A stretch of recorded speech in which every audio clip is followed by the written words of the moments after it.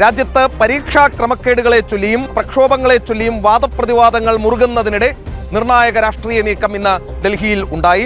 കേന്ദ്ര വിദ്യാഭ്യാസ മന്ത്രി ധർമ്മേന്ദ്ര പ്രധാൻ തന്റെ രാജിക്കത്ത് പ്രധാനമന്ത്രി നരേന്ദ്രമോദിക്ക് കൈമാറി എന്നതായിരുന്നു ആ വാർത്ത.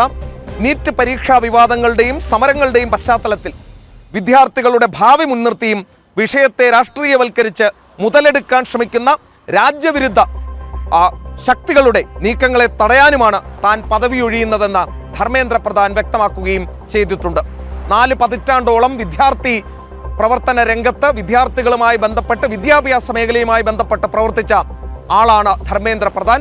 രാജിവെച്ചൊഴിഞ്ഞിരിക്കുന്നു. വാർത്തയിലേക്ക്.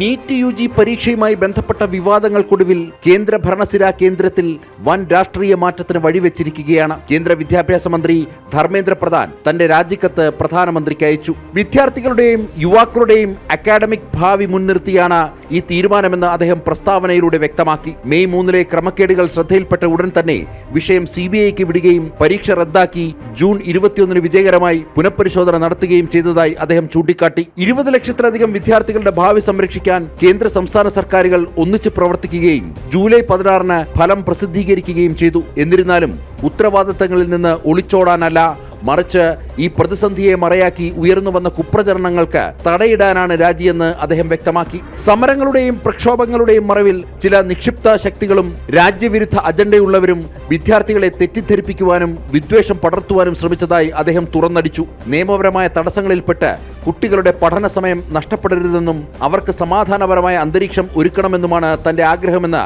അദ്ദേഹം കൂട്ടിച്ചേർത്തു. പ്രധാനമന്ത്രിയുടെ മാർഗനിർദ്ദേശങ്ങൾക്ക് നന്ദി രേഖപ്പെടുത്തിയ അദ്ദേഹം ഭാവിയിലും ഭാരതാംബയുടെയും യുവജനങ്ങളുടെയും സേവനത്തിൽ പൂർണ്ണമായും സമർപ്പിതമായിരിക്കുമെന്നും വ്യക്തമാക്കി. ജനം, ഡൽഹി.